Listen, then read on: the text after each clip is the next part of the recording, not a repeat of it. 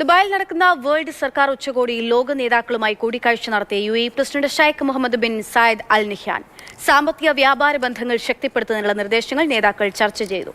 കാലാവസ്ഥാ വ്യതിയാനവും അന്തരീക്ഷ മലിനീകരണവും തടയാനുള്ള നടപടികളിൽ സഹകരിച്ചു പ്രവർത്തിക്കാനും ധാരണയായി.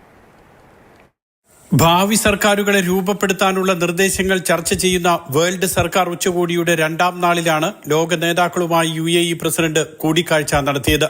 കുവൈറ്റ് പ്രധാനമന്ത്രി ഷെയ്ഖ് അഹമ്മദ് അബ്ദുള്ള അൽ അഹമ്മദ് അൽ സബ, ഇറാഖിലെ കുർദിസ്ഥാൻ പ്രധാനമന്ത്രി മസ്രൂർ ബർസാനി, പോളണ്ട്, കൊളംബിയ പ്രസിഡന്റുമാർ തുടങ്ങിയവരുമായി Sheikh Mohammed bin Zayed Al Nahyan ചർച്ച നടത്തി. സുസ്ഥിര വികസനം, സാമ്പത്തിക വ്യാപാര രംഗത്തെ സഹകരണം തുടങ്ങിയവയായിരുന്നു പ്രധാന ചർച്ചാ വിഷയങ്ങൾ.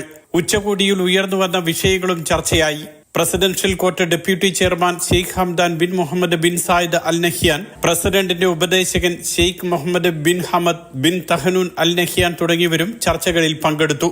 ഉച്ചകോടിയിലെ എഡ്ജ് ഓഫ് ഗവൺമെന്റ് പ്രദർശന പവലിയനും UAE പ്രസിഡന്റ് സന്ദർശിച്ചു. Mathrubhumi news, Dubai.